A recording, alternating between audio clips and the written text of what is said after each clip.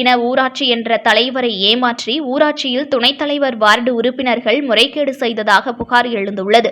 செங்கல்பட்டு மாவட்டம் மதுராந்தகம் ஒன்றிய புதுப்பட்டு பஞ்சாயத்து ஊராட்சி மன்ற தலைவராக இருப்பவர் சாந்தி. இவர் இருளர் பழங்குடியினர் வகுப்பைச் சேர்ந்தவர். அதே பகுதியில் துணைத் தலைவராக மஞ்சுளா சண்முகம் என்பவர்கள் மற்றும் அவருடன் வார்டு உறுப்பினர்கள் சென்று கொண்டு ஊராட்சி மன்ற தலைவர் சாந்தியை மிரட்டி கையெழுத்து போட வைத்து பணம் கையாடல், ஊழல் போன்ற செயல்களில் ஈடுபட்டு வருவதாக செங்கல்பட்டு மாவட்ட ஆட்சியர் அலுவலகத்தில் ஊராட்சி மன்ற தலைவர் சாந்தி புகார் மனு கொடுத்துள்ளார். ஊராட்சியில் முறைகேடு நடைபெறுவதாக பொதுமக்கள் மத்தியில் குற்றச்சாட்டு எழுந்ததை அடுத்துதான் முறைகேடு செய்யவில்லை எனவும் எங்களை ஏமாற்றி துணைத் தலைவர் மற்றும் வார்டு உறுப்பினர்கள் சேர்ந்து கையெழுத்து போடுங்கள் என்றும் மிரட்டுகிறார்கள் என்றும், என்ன ஊழல் நடந்தது, என்ன முறைகேடு நடந்தது என்று எனக்கு தெரியாது என்றும் மனு கொடுத்துள்ளார். இதனால் செங்கல்பட்டு மாவட்ட ஆட்சியர் அலுவலகத்தில் சிறிது நேரம் பரபரப்பு ஏற்பட்டது. நான் புதுப்பட்டு தலைவர், ஊராட்சி மன்ற தலைவராக இருக்கிறேன். நான் புதுப்பட்டுலேருந்து வரேன். நான் ஊராட்சி மன்ற தலைவர் புதுப்பட்டுக்கு. நான் எங்கள் ஜாதி வந்து எல்லர் ஜாதியில் சேர்ந்தவா. அதனால நானும் கலெக்டர்ன்ற ஒரு மனு கொடுக்கலான்னு வந்தேன். என்னை அந்த ஊரில் துணைத் தலைவர், வார்டு மெம்பருங்க எல்லாம் என்னை ஏமாத்துறாங்க.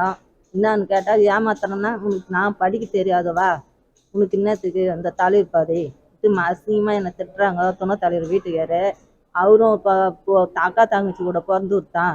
என்ன அசிங்க வந்து தான் என்ன ஏதோ கையெழுத்தா ஓடிபியா சொல்லுவாங்க, கேட்பாங்க. ஓடிபி சொல்லு, கையெழுத்து போடு கேட்பாங்க. எதுக்குன்னு கேட்டால், இதுக்கு அதுக்குலாம் உனக்கு சொல்லணும்னு அவசியம் கிடையாது. நாங்கள் ஏதோ போய் எந்த வேலை செய்தாலும் செய்யணுன்னாலும் போவோம்.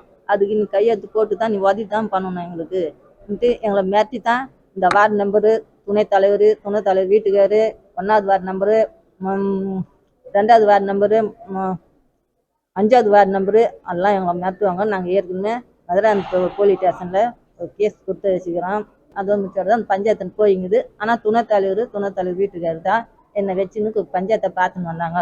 பார்த்துனே வந்து லாஸ்ட்டு முடிவில் அவங்க என்னை திட்டத்துக்கு ஆரம்பிச்சிட்டாங்க. பணம்லாம் போட்டு எடுக்கணும், கேள்வி கேட்குறதுக்கு. என்ன நீ கேள்வி மேலே கேள்வி கேட்குற, கேள்விலாம் நீ கேட்கக்கூடாது, நான் போடணும்னா போடணும், நான் உக்காரணும், எழுந்துன்னா நிற்கணும். இது துணைத் தலைவர் வீட்டுக்காரன் யாருன்னா வந்து கேட்டாங்கன்னா எனக்கு தெரியாதுன்னு சொல்லக்கூடாது. எந்த அதிகாரி வந்து கேட்டாங்கன்னா எனக்கு தெரியாதுன்னு மட்டும் சொல்லாத, நம்மளை பிரச்சனை எடுத்து விட்டுடுவோம். நாங்கள் ஏன் என்ன பிரச்சனைனா, உனக்கு அதெல்லாம் புரியாது, சொன்னா அதெல்லாம் புரியாது.